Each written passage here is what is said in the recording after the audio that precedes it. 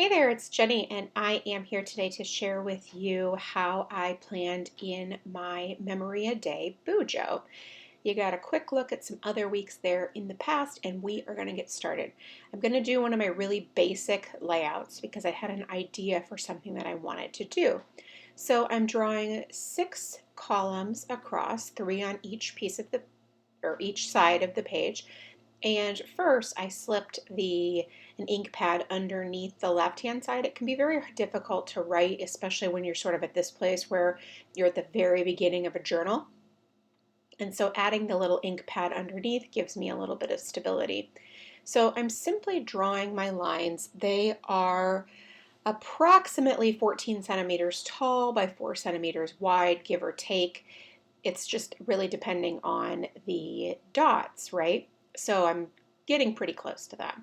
I'm making 6, I said, but the far right hand one will be split into 2 for the weekend. And so it really has worked out fine so far this way for these types of layouts to have it like that. But if it ever became problematic, I would find a different way to do this.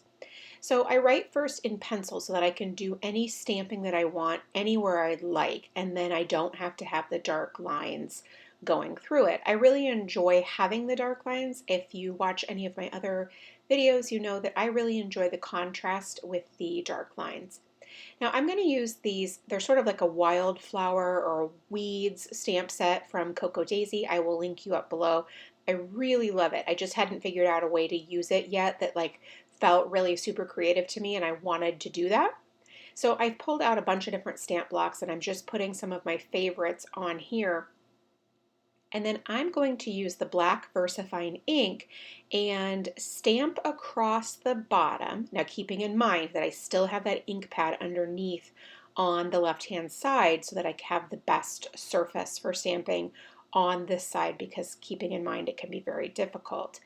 So I am adding the little stamps along the bottom, and I wanted to keep this black and white because I could have absolutely used a bunch of different colors and that would have been so pretty. And again, in the future, I might actually try that because it seems like a really cool idea.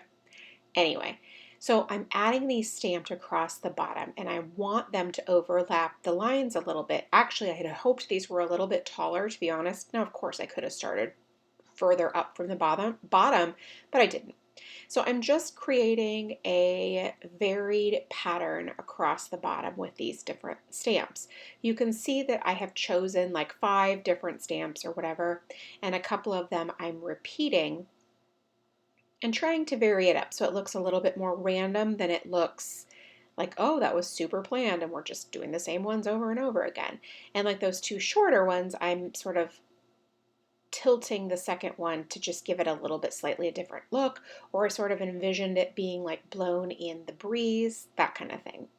But I really, really love this, and this is exactly what I wanted it to be. So I'm very excited that I used these. Now for the very last one on the right hand side, I'm going to pull out a different stamp, one that I haven't used yet. So I'm going to clean this stamp off first so that I can use the block for a different one of the stamps from the stamp set. This is so cute, and I just love that these are solid, like they don't need to be colored in. I get a little bit of fatigue from coloring these in.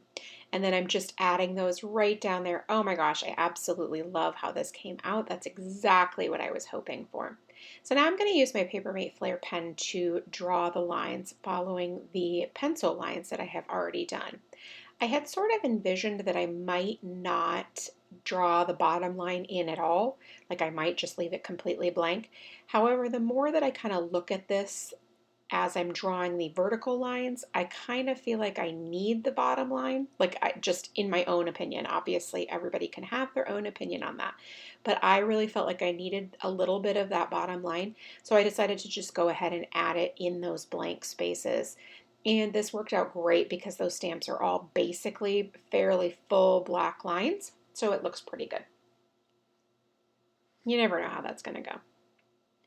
So I'm just continuing to add that over on the right hand side as well. I'm really happy with how this is turning out. Like I said, it's just exactly what I had hoped for. This was sort of the look that I was really envisioning in my mind. I love that when that happens. And I am going to, like I said already, split up the last column for Saturday and Sunday.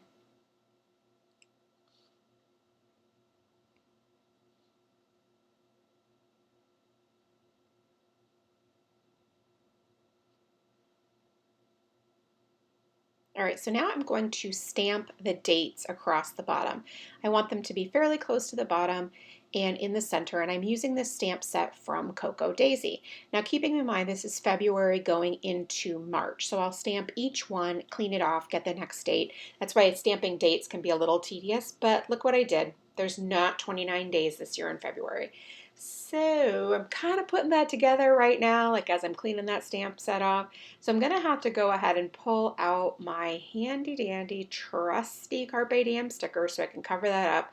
And before you say, oh, well, we could use the correction tape, yeah, doesn't work for me, just doesn't. But it's all right. We're gonna use these stickers, love a little bit of aqua here, and we're gonna do it.